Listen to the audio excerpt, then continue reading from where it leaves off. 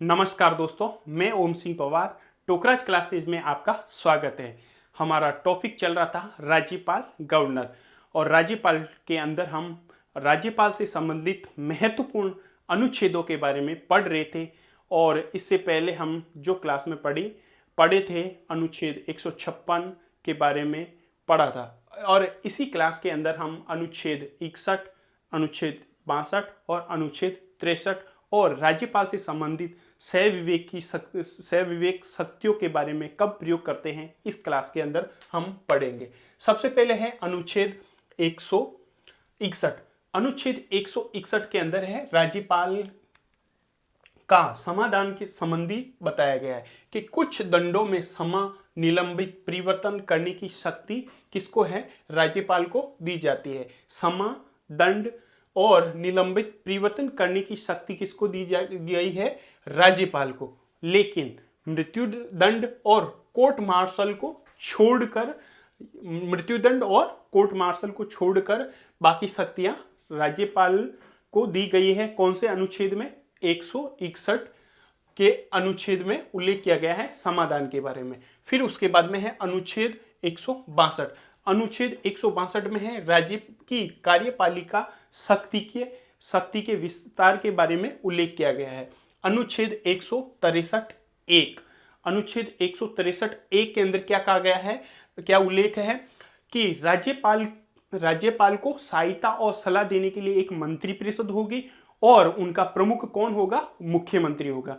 अनुच्छेद 163(1) के अंदर क्या कहा गया है? अनुच्छेद 163(1) के अंदर राज्यपाल की सहायता और सलाह देने के लिए क्या मंत्रिपरिषद होगी और उनका प्रमुख कौन होगा? मुख्यमंत्री होगा।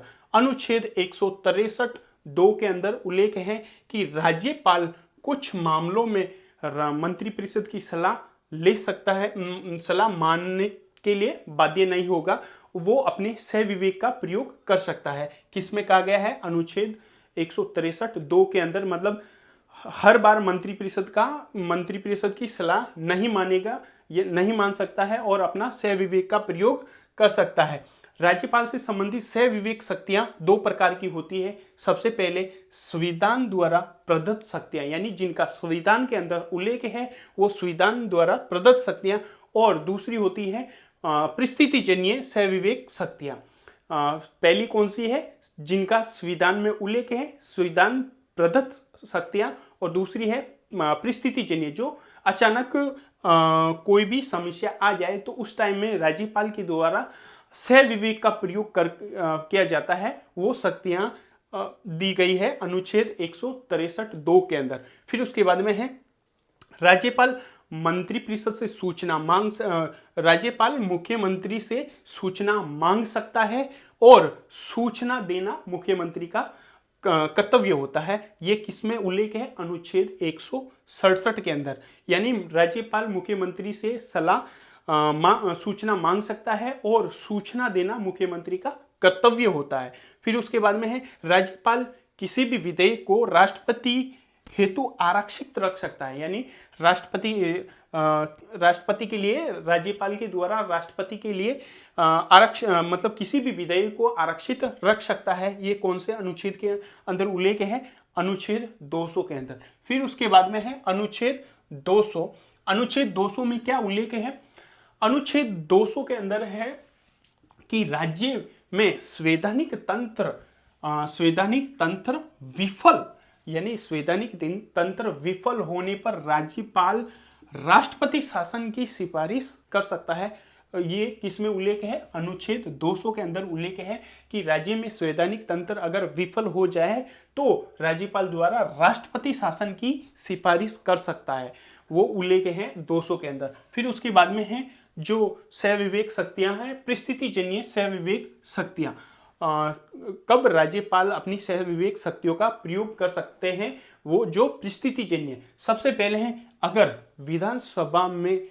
विधानसभा चुनाव में किसी भी दल को स्पष्ट बहुमत नहीं मिलता है, यानी अगर विधानसभा चुनाव में किसी भी दल को स्पष्ट बहुमत नहीं मिलता है तो राज्यपाल अपना सह विवेक से मुख्यमंत्री नियुक्त कर सकता है। यानी सह विवेक से क्या कर सकता है, मुख्यमंत्री, यानी किसी बहुमत दल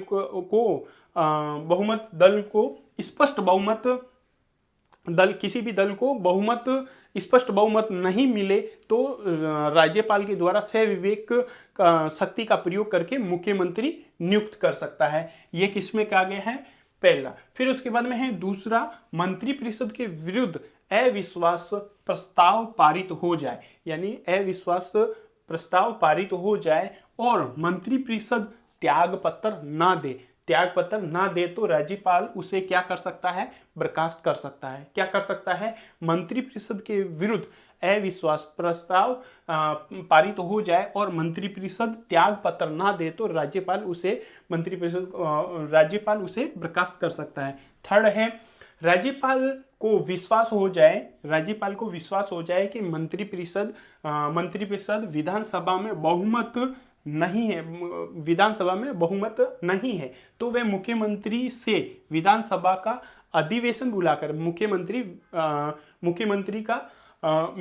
मुख्यमंत्री से विधानसभा का अधिवेशन बुलाकर बहुमत सिद्ध करने के लिए कह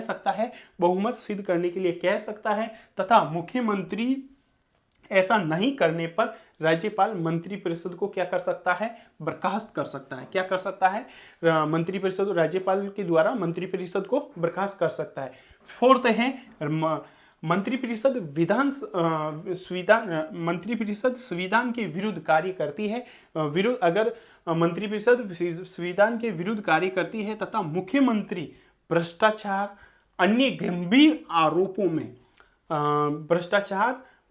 तथा अन्य गंभीर आरोपों में दोषी पाया जाता है, कौन, मुख्यमंत्री, तो वह मुख्यमंत्री को इस्तीफा देने से मना कर ले तो राज्यपाल मंत्रिपरिषद को क्या कर सकता है, बर्खास्त कर सकता है। यानी मंत्रिपरिषद संविधान के विरुद्ध कार्य करती हो और मुख्यमंत्री भ्रष्टाचार तथा अन्य गंभीर आरोपों में दोषी पाया जाता है तो और मुख्यमंत्री इस्तीफा देने से मना कर ले तो राज्यपाल सह विवेक शक्ति का प्रयोग करके मंत्रिपरिषद को क्या कर सकता है, बर्खास्त कर सकता है।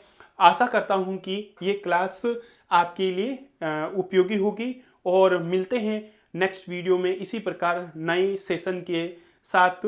तब तक के लिए जय हिंद, जय भारत।